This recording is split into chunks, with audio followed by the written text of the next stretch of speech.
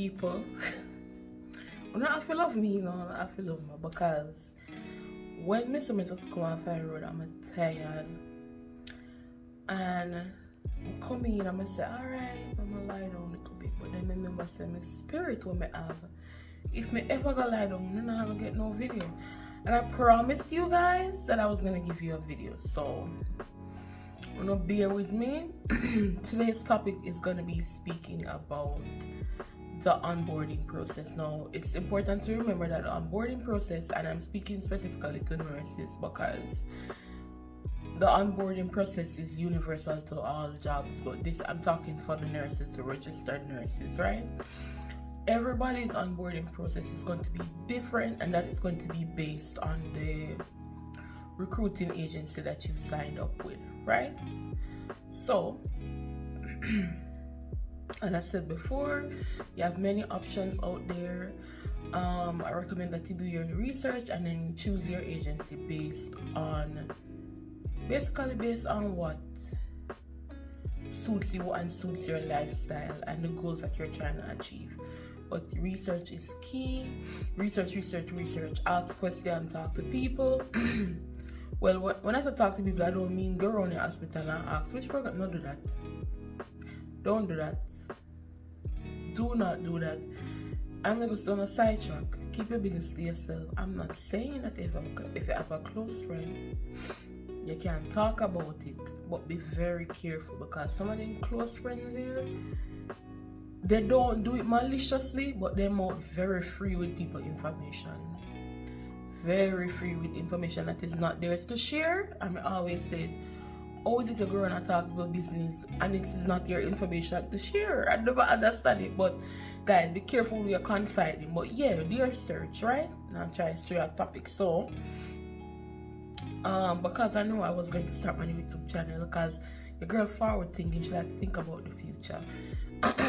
I made some notes on my phone that I said I was going to use just to help me make the video. This is going to be a short video, guys, to the point. Everybody's situation is different. If I miss something out, you can drop it in the comment section below. I am not saying that this is how it goes for everybody, but I'm speaking from experience and what I've heard from other people, right? So basically, the deployment process is after you get your visa and they book the date, the agency books the date for you to come to the US, your deployment process will start then, right? So they'll send you a bag of emails. They're going to tell you if they're going to pay for your flight, the details of same, what you need to do, the documents that you need to get prepared for your transition from Jamaica to the US, little stuff like that. So I made some notes of how it went for me. So after I got my visa, the process went pretty fast after that. I think within a couple of weeks I was able to I was given the date that I was supposed to leave the country, and I was also given flight details and stuff like that, because my agency paid for it. I know a lot of agencies pay for it, but if you have like a spouse or children, you have to pay for them yourself, right? So after I got those details, I personally started my onboarding process a little different, and I know a lot of people didn't do it how I did it, but as I said before, I'm a very forward thinking girl. I don't like glitches. I like to plan ahead. So I submitted my nursing license my nursing license documents to the licensing agency in the US, actually in the state that I was going to stay. So you should know where you're going long before they book your flight, right? So I went ahead and gathered all my documents, because my agency gave me that option. They said I could do that since I'm waiting to leave, or I could wait until I got into the US. And me not glitching and stuff, so I decided I'm gonna get my things together, and I FedEx all my documents to the State Board of Nursing in the state that I was going to be staying at, right? And then I got a confirmation email that they received it, and then we just left that alone, because I know that when I came over, then I was gonna start integrating myself into the system and whatever. So after I do that, of course, the girl have to pack. Guys, I know, and this was the hardest thing for me, because I knew that I wasn't coming back to Jamaica anytime soon. Like, it was so hard to pack. I gave a lot of stuff away, like a lot of my clothes and things, but just give them away, because when I'll keep them fun and go stay there and dry right now, people could have used them. So if you have stuff, I'm sorry, pack the essential, guys. That's what I'm trying to say. Because I really want to pack everybody from a pin to an anchor, my favorite cup from your baby, everything, every little thing we did want to pack, coming extra and stuff. But then I had to pack, unpack, repack, unpack, and multiple times. Don't be like me. Just pack the essentials. Research the state that you're going, the weather that's going to be there at the time when you're coming over, and pack this or that. You understand? Just the essentials. You don't need a lot. When you come over, you can buy 1 and 2 things. I don't tell us if you don't bring nothing at all, because master, after me pack and repack and unpack, when me come over and realize I left all of my clothes, or me give away all of my clothes, me went basically naked. Not smart, just smart. Anyways, but pack your essentials. I know that some of the Africans that I met, they actually carry pot over here and pan. Me never know that. Me never go do that. I'm sorry. And what I can also tell you to do is to pack like food items. That's only like snack things you can carry in your carry-on. Don't put it in your, don't put the major like snack items in your luggage. You go put on at the bottom and they play in your check luggage. Yeah, me just remember. Don't put your little snack items for, like, if you have a flight that's going to be over like you have a stopover flight or so, you have little snacks in your bag, because you're in the airport, feed it, all one buckle of water you pay all $10 for. I'm not exaggerate. I am not exaggerating, because I made a mistake. I had a sum of Jamaican dollars free in my possession. I was actually going to take it and give it to my father, because I even came to airport and something, but for some reason I forget, which I feel so bad about to this day. I don't know, I just, even though my father and him do anything for me, like, as long as he not empower and we do it, I just need to feel good. But the man burning gas, I'm not even give him one drinks money, you know? But anyways, my father never take offense to that. That's just me, I carry that with me. But when I realized I have so much Jamaican money for me, I said, no, what am I do with this? Because I not come back to Jamaica for no. So I actually went, most airports have somewhere, every airport is supposed to have somewhere where you can exchange in dollars, the currency for the country that you're going to. So that's what I did. And when I do it now, I'm thirsty, because I forgot to pack water. So I'm going to buy water and $10 and pay for it back. So the ear I say, well, I know say you cannot scratch that, because I know you cannot. No, I remember why I'm thirsty. You cannot bring food or anything separate from what you have in your hand luggage. Like, you cannot bring like food. I just remember now. You probably can hide 1 and 2 snacks in it, but you cannot bring water, like liquid things, across. You have to buy it when you go through check-in. Let them nice. God no. So anyways, do that, you know. Plan on something, pack your bag good. Set your affairs in order if you have children, you know. Well, I don't really know the process of children, because I don't have any. But yeah, just set your affairs in order, because you're going to be away from the country for a while and you don't want no little issues. If you have no little insurance you used to pay for this, figure out how you're going to pay for it while you're overseas, or you can, if it's beneficial to you, to close it and you get one sum of money, you do that, because you need all the extra money that you can get to come over to the US, because everybody loves to talk about the US is the city of dream. But me tell you something, if you don't have money or ambition, dog, no mess up over here. You can't lazy either. And then every agency gives you a budget that you're supposed to work with. The budget that I worked with, I think I came over here with how much money me come over here with? Lord God, for me brain. I came with enough money to cover my first month's rent and my deposit. Even though my agency said they were going to pay for my first month's rent, I just bring money just in case. I know, because anything can happen. But some agencies will tell you to budget for between $4,000 to $6,000. Some people bring more. Worse for you and your family and your children, you know you have to bring, because you have to buy clothes to them, food, and shop little items, toiletries and something. So you have to come prepared. So have your US dollars put on, because money I go spend the first couple of months somewhere over here. Trust and believe me when I tell you that. Okay, be very prepared, guys. Don't be left in the cold, because nobody give you nothing over here on purpose, unless a poor relief, or if a poor relief then call over here Salvation Army or some shelter or something, you go, you not get nothing. There's nobody to ask for anything unless your family's over here and then kind, because you will have family and then don't kind. So be prepared, guys. Get the affairs in order. Close accounts where you need to close. Lapse policies that you need to lapse, so that when you lapse it in good standing, so you can at least get back some money from it, or make arrangements to pay for it while you're overseas, right? So after you do that now, and you get the affairs in order, you pack everything, the day come when you feel left. I am not a baller. I'm not talk football. I mean, I'm not cry. I am not the type of person that's gonna cry because of changes. I've never been that person. Embrace change. When we cry, I watch a movie and somebody in that movie dead and I did like them and so. You know? But I don't cry over changes. I know that changes are part of life. I may accept them. But I tell you say.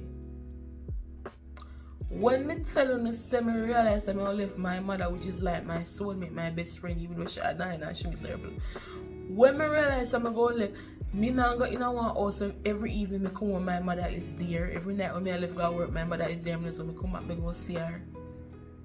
When I realize I left all of what I know behind by myself, I take plane go one country where I not even, if state of me I go, me not even have one friend in night. And then I go in the plane, you know.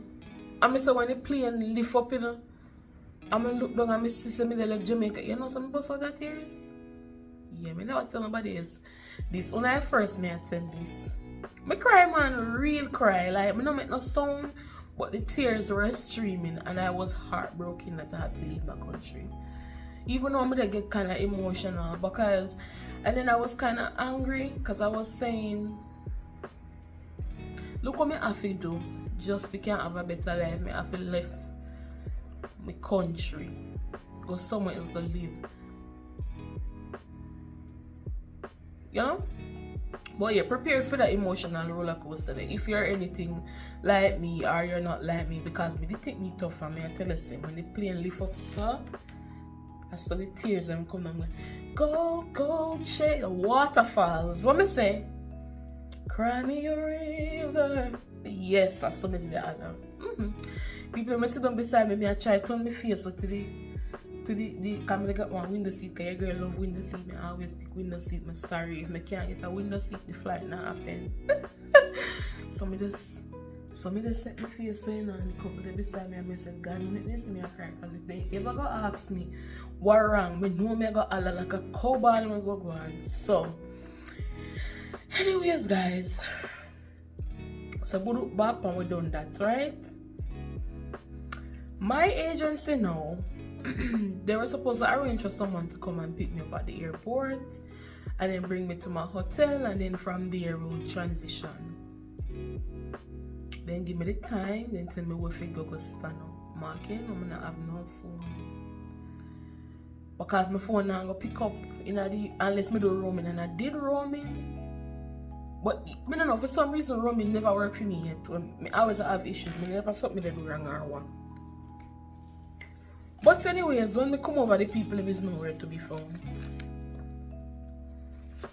We reach about after 9 in the country. They went on my flight, everything, on my time, everything, you know. But I we can't see people, so I find this nice gentleman. Give me a call, and I call. Only for hear she tell me say some family emergency. And they're going to call the hotel for them to send the shuttle from the hotel to come and pick me up. And then the following day, some new people are going to come into the state that are going to help me to transition. I said, what a piece of something. By the time when I did this, I don't see them in the don't gear up my mind, say, we go have to find one hotel across the road or something, because I know a lot of airports have hotels. Go to me walk with my dirty money. That's like, oh, I must always have their money. Anyways, shut come for me and so. And wait, let me backtrack, guys, because I missed an important step. This is why I make notes, you know. So with the deployment process, you have to go through immigration when you reach, not Jamaican airport, when you reach into the US. The first stop that you do, you have to go through immigration, and there are certain documents that they're going to request from you when you go through immigration. I don't remember the documents now, your agency will let you know, but my advice to you is to get a folder and put all the documents in order in that folder and carry that in your personal handbag or something. Because when I tell you that these people at immigration, at TCA people or whatever you want to call it, so then people let me know if they eat their life, they don't like them work, they have problem with them other, but most of them are some of the most abrasive and rude and just disrespectful people I ever broke up in my life. Like, if you meet a decent, nice one, you're shocked, like, you just start work here, you're new. So, anyways, have all your documents them conveniently located somewhere where when you're reaching the line, you can't just pop out this sucker. You see, if you ever go to your belongings on a dig, you look where they go give you, brother. You look where they go give you. Anyways, so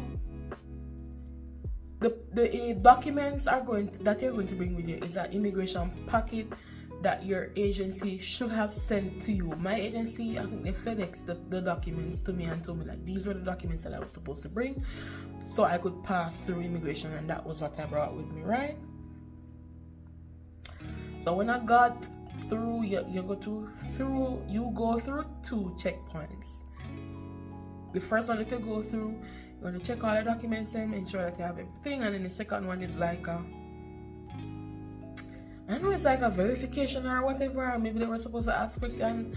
But when I went to the first one was a lady, she was awful. I know I'm a black woman too, and that just always behooved me. I'm not going to stray off topic, but you see black Americans, some of them, or they treat other black people, sometimes I wonder if your skin color, if a different race, because you would expect that, oh, from one black sister to another, you know, but anyways, that's another video for another time. She was abrasive, but then this guy looked like he was a Spaniard or something. Immigrant too. He never looked like an American. He was very cool. He took my passport. He asked me what I'm going to be doing in the US. Told him I'll be working as a nurse and migrating. He called me something. And he canceled my visa, because I had my visa before I started doing this program. So he canceled that visa. And then he told me that I should expect to get my, hold on, don't quote me, I go drop it somewhere in the video here. So, but after he did that, I was told to expect my green card at extra time and green card. Basically, that was what they were saying. So after me get that now, as me say me go no ride no did, and then finally when me get one little call, they send a shuttle, and I went to the airport. I went to the hotel, I'm sorry. The hotel did chill. Let me see.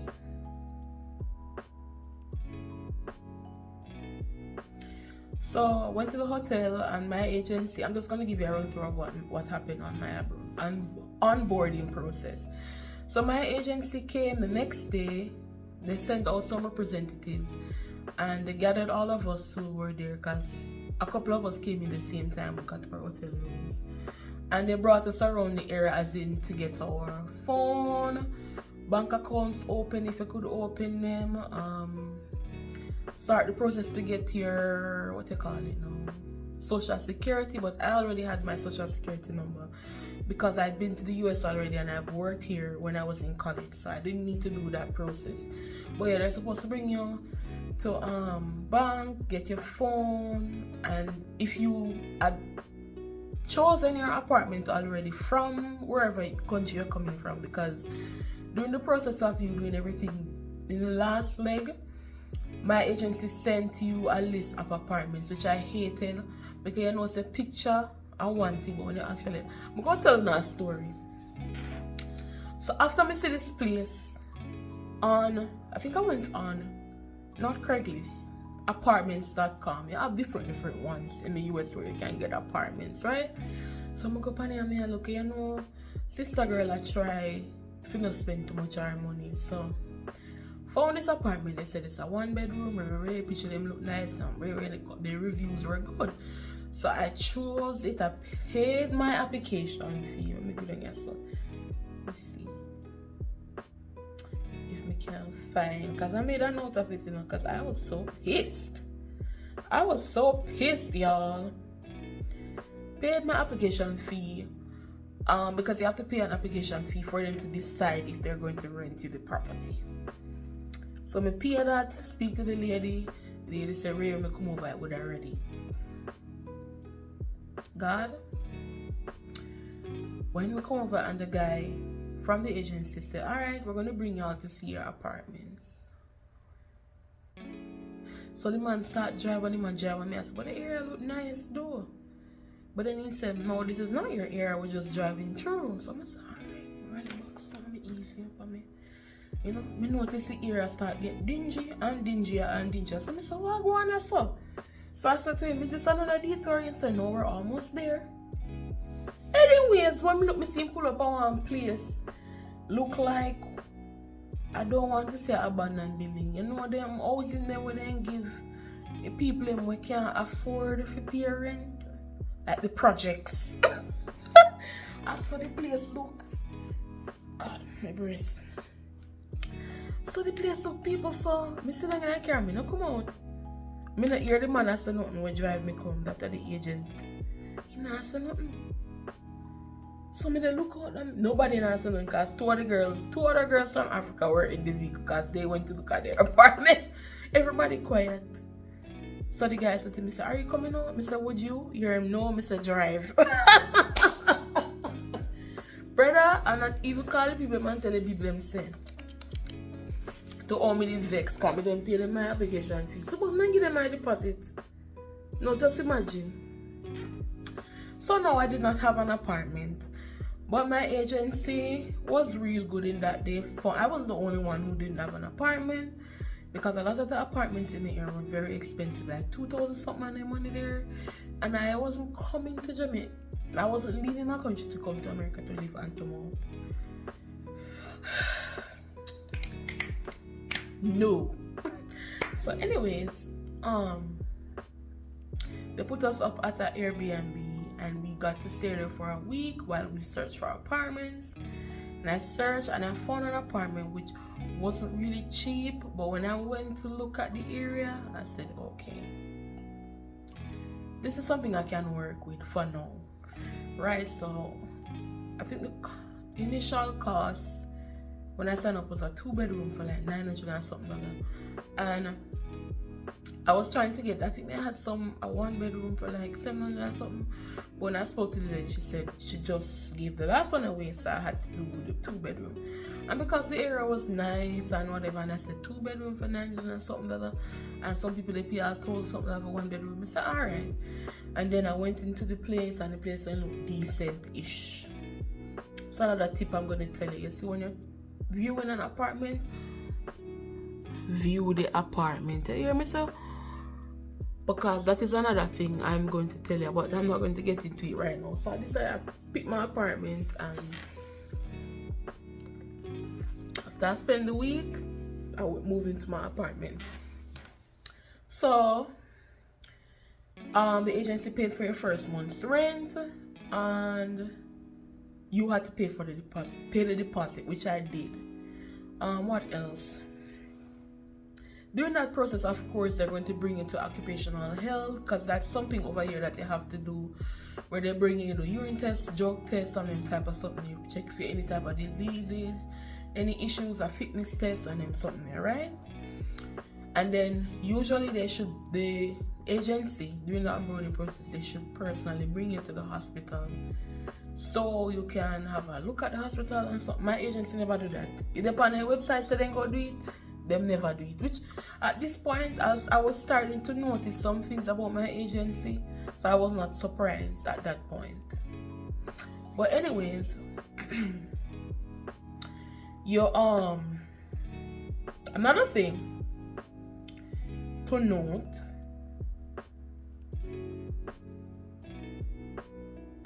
when you're going to open your US account, you're going to need your passport and your social security number for most banks. Not all of them, but like I know that for Chase and I think Bank of America, I think the other little local banks will make you sign up without SSN. But if you want to join Chase and like, you know, you have to have a social security number and your passport. And what else? There was something else. Yes, they're going to ask for an employment letter, which your agency will provide for you. So that should not be a problem, right?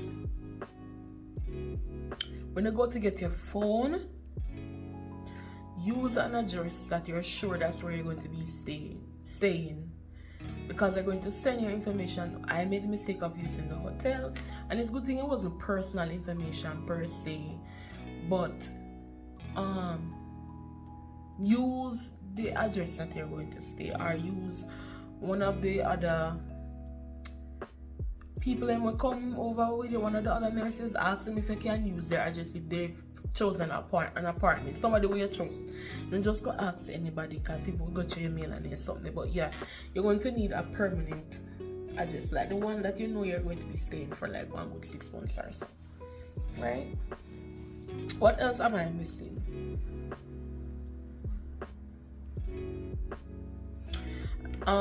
Same thing with your phone. Use an address that you know you're going to be staying there for a while, because they're going to send your card in the mail, and if you're not there to receive a card, you're going to have delays, which happened to me because I used the hotel I was staying, because I didn't know it would take that long for me to get my card. And by the time the card reached there, I moved from there, so already, and very chichi, all of that jazz. So be careful of the address that you're using. I'm just giving you some tips, guys.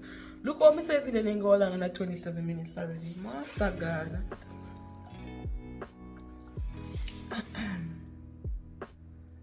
What else? My agency actually, after we decided on her apartment, not even apartment, because as I said before, I was staying at Airbnb. They brought us to Walmart so we could get a couple stuff like pots and pans, utensils, food supply, toiletries, and then something, right? Your hospital should have told you. By this point, you should know what color scrub you're going to be wearing when you're at the hospital, because they wear scrubs over here. So when they tell you that, they can usually get scrubs at Walmart. Not quality scrubs, but for the time being, you know, and break the bank, you can go there. Or you can research the area and see. I actually met another Jamaican that was here for a while, and she brought me to a medical supply place, and they had some really great scrubs, and I got like 3 pairs. And because I bought 3 pairs, 3 sets, sorry, because 3 pairs didn't mean 6. So I'm extra, so I bought 3 sets with a jacket, and I think I paid like $120 something, and I actually got a discount on it, and it was real quality stuff, like, you know. So you do your research. What else, guys? Another thing I want to point out is, so when you just come over here, do not, and I repeat, do not use the money and buy expensive things. I know you want your apartment look posh and you want people to say, yeah, you're rich. Foreign life I live on, so, but you need to be smart. Because anybody who know me I love the finer things in life, guys. But I'm also very smart when it comes to my money. Now, so I'm not buy myself nice things now and again, you know. But I don't make purchases unless I see where my bills are paid and I can save a little on the side. And if somebody asks for a thing, we can't help them. If I cannot spend money and that happen, me not spending money. Me rather window shop, load up the cart, close the page, go on my bed. So nobody come over here, come hype and buy Ashley furniture. Ashley over here, but I know I'm being expensive furniture and chandelier and fan ceiling and so. Don't do that. The time will come for that to happen, right? Be mindful of what you're buying. Don't be afraid to go to Dollar Tree. I went to Dollar Tree. I got some really cute stuff. We would have never known that Dollar Tree make it from. Be creative. Go on YouTube and see how you can cut costs, especially if you have children that you know. A little pay when I'm all give you guys. I know say better than Jamaica, but let me tell you something. This is another thing I'm going to let you know. You see, when you come into the US, the pay might look better when you calculate it in to Jamaican. And I'm talking from my agency. I don't know about anybody else. If anyone else is watching this video and had the same experience like me, drop a comment below. The amount of bills that you have when you get to the US, if you're not careful, and this is just my personal experience, you're going to feel like, you honestly go feel like you're still in a Jamaica and live on tomorrow if you're not careful, because they have bills for everything. Oh, me have to tell them I have something named renter's insurance when they get an apartment. They have to pay for insure the things in the apartment, right? Don't forget, if you get a car, you have car note for the pay, insurance, upkeep every couple of months, gas to put in your car. If you have an apartment and the apartment don't come with utilities, you have to pay for that. Don't forget the bills when they are Jamaica, so by the time you quint, you wonder why money gone and why this much you have left. So be smart, guys. Be very smart. You understand? Because we come over here to make our life better, we never come over here to suffer. So basically that is the deployment process.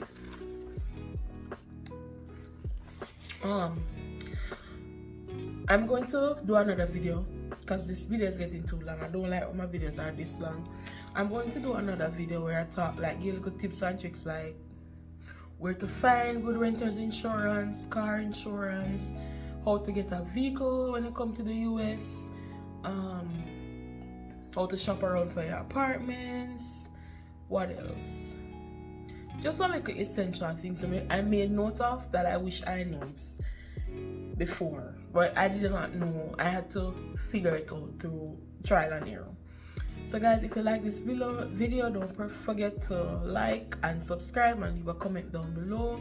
And also, if there is anything else you want me to discuss, any videos that you want me to make on any type of topic, especially nursing related topic or the migration process, drop those comments down below. It's your girl Kerryann. Thank you for stopping by my channel. Have a blessed and beautiful day. Bye.